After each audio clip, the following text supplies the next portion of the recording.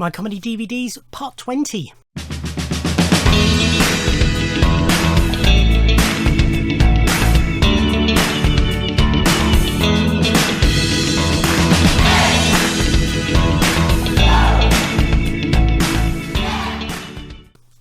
Ahoy, hi everybody, welcome to Part 20 of a look at my comedy DVDs. So as with all the other parts, stand-ups, sketch shows, sitcoms, maybe some films, maybe some other comedy type bits. Let's carry straight on, and we start with a pile of Go Faster Stripe releases. So Go Faster Stripe, an independent company set up by Chris Evans, not that one or that one, in Cardiff. And company started basically, Stuart Lee couldn't get anybody to release his, I think it was 41st Best Stand-Up Ever show. So Chris Evans wanted to see it, so he said, we'll record it, we'll put it out, and he started this company, and since then he's released loads, I would go so far to say hundreds, of DVDs, CDs, books, all sorts. So first up we have 9 Lessons and Carols for Godless People. So the 9 Lessons and Carols for Godless People shows are live shows put on every Christmas by Robin Ince, and they're basically Christmas shows for atheists, is basically the best way to put it. Mixture of stand-up, scientists, poets, musicians, all sorts on the bills. I've got a CD version of an earlier show, which might be in with all this somewhere or might be separate, I can't remember. This is a DVD, this is a live visual recording, 2 hours, 7 minutes. So, apart from Robin, of course, there's Richard Dawkins, Stuart Lee, Simon Singh, Richard Herring, Gavin Osborne, Izzy Sooty, Ben Goldacre, Andrew Collins, Wayne Shepherd, Christina Martin and Philip Jays, and then Martin White and his Mystery Fax Machine Chamber Orchestra. And there's interviews with Dara O'Brien and Jarvis Cocker, or Javis Cocker as it says on here, I've just noticed. But that some of it just sort of passed me by, but some of it was funny. Another Richard Herring release, I showed Lord of the Dance Settee in the last part. So this is Someone Likes Yogurt. So this was his second or third solo show, certainly an early one anyway. So the Someone Likes Yogurt aspect refers to basically he was shopping and there's a special offer on Muller and yogurts, and he eats a fair bit of Muller yogurt anyway, but I think he said it was something like the offer was 5 for the price of 3 or something like that, so he bought 10, and the cashier said to him, someone likes yogurt, and it's how people take, it's hard to explain, I just realised having started saying this, but it's about how people make assumptions based on a tiny fact. But it's also lots of other stuff in here. How he tried to become a successor to Pope John Paul II. All sorts on here. Anyway, very funny stuff. He's a great comedian, and some good extras on here as well, as it always is. This is the headmaster's son. So his dad was his headmaster in his secondary school. And this is sort of about how that affected his life, and particularly his childhood. Again, lots of funny stuff. Double disc, this one, loads of extras on here. Excellent show. This is 12 Tasks of Hercules Terrace. So this was his first solo show. This was recorded pre-Go Faster Stripe days. It's not a great recording, but it's nice to have. It was a historical release. So basically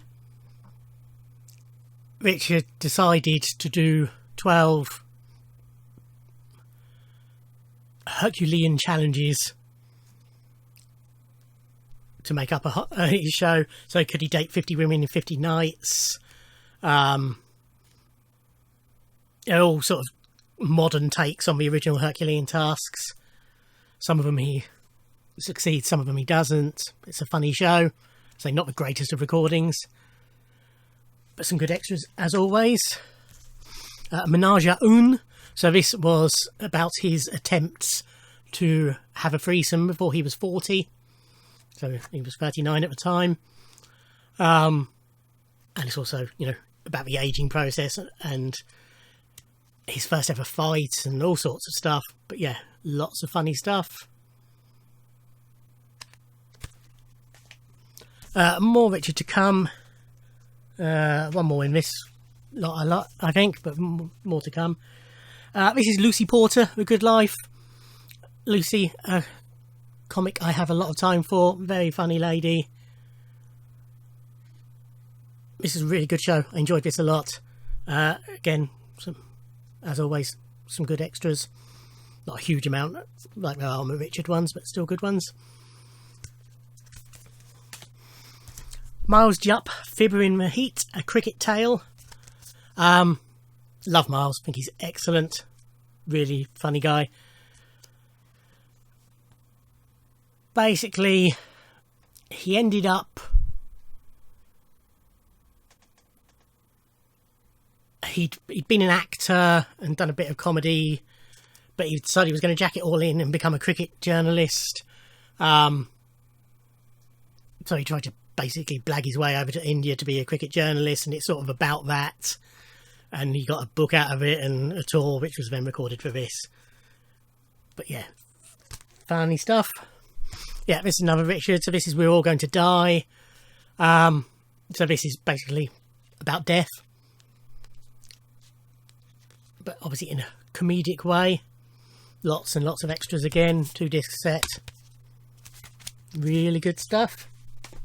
Okay, away from the Go Fasters, we have League of Gentlemen, Live Again, Live Again.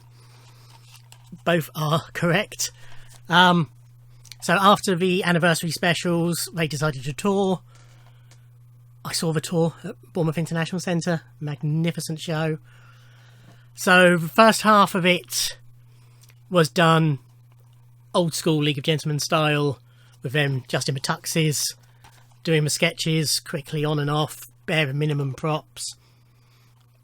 Lots of funny stuff. Some of it old classics, some newer bits. Then the second half was a continuation of the anniversary specials to a degree, and it was all done in costume with full sets, etc., and still lots of very funny stuff. Yeah. The only grumble is that their previous releases, including their live releases, had, as I've already shown, got behind the scenes documentaries and commentaries. All this has got is a photo gallery. I'd have liked to, if not a commentary, at least a behind the scenes documentary of this tour. So it's a shame that wasn't happened. Maybe they'll do a re-release, but in this day and age I'm not convinced they will. And version of that, I think it was just the second half of it, was shown on BBC. We have the best of Dave Allen. Master comedian Dave Allen. I think this is all that's available of his on DVD. He was very strict about his shows never being repeated. It was just a belief he had that they shouldn't be. And as a consequence, his estate have also been reluctant to authorise releases of them on physical media. It's not rattling, but it's just a very loose clip inside. But yeah, really funny stuff. So in the last part I showed my only BBC Morecambe and Wise for LWT? ATV. They did the show Two of a Kind, so this was before they went to the BBC. They did a release originally of just the first series or the first two series or something like that. This is Network, which I have, but then but I've sort of moved away. It's in my excess pile of stuff that I have duplicates of. This sort of supersedes it. This is the complete Two of a Kind. Notable perhaps because the Beatles are on it. It's good. It's not as good as their BBC material, and there's a fair bit of repetition where stuff wasn't repeated in those days. They could get away with doing the same material a few years apart. But when it's good, it's very good.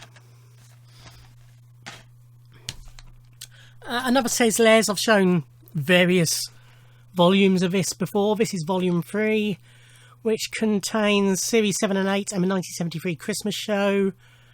Guests including Olivia Newton-John, Clive Dunn, Dana, David Essex, Slade, Lindsay DePaul, Lulu, John Cleese and Roy Barraclough. As I've said before, when it's really good, it's really good. A lot of it is okay, and then there's normally one or two duffers in each show.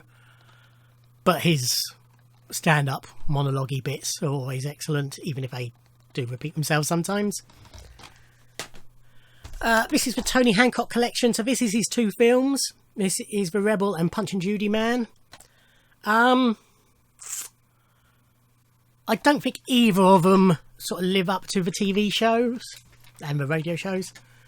The Rebel, he plays a downtrodden office clerk who decides to give up his office job to become an artist. He sets to work on his masterpiece and moves to Paris, where he believes his genius will be appreciated. So it's sort of a piss take of the art scene. It's, you know, there's nothing wrong with it, but it's just not as good as the TV shows. And Punch and Judy Man is... no, they're both in black and white. I had a feeling Punch and Judy Man was colour, but it's not. He plays a seaside Punch and Judy man who's invited to take part in the mayor's gala celebration. Although he despises the mayor, his social climbing wife accepts on his behalf. It's a very dark comedy with Punch and Judy Man. It has its moments, but I don't think either of them live up to his reputation. This is Swinging, which was a Channel 5 sketch show. This is series 1 show with over an episode's worth of extra material. I can't remember how many series there was. I think this is the only one I own. I'm not sure if the rest were released. I can check whether it's the only one I own, because I have DVD profiler up with my catalogue. Yeah, it's the only one I own. This is actually really good, which is why I bought it, because I enjoyed it when it was on.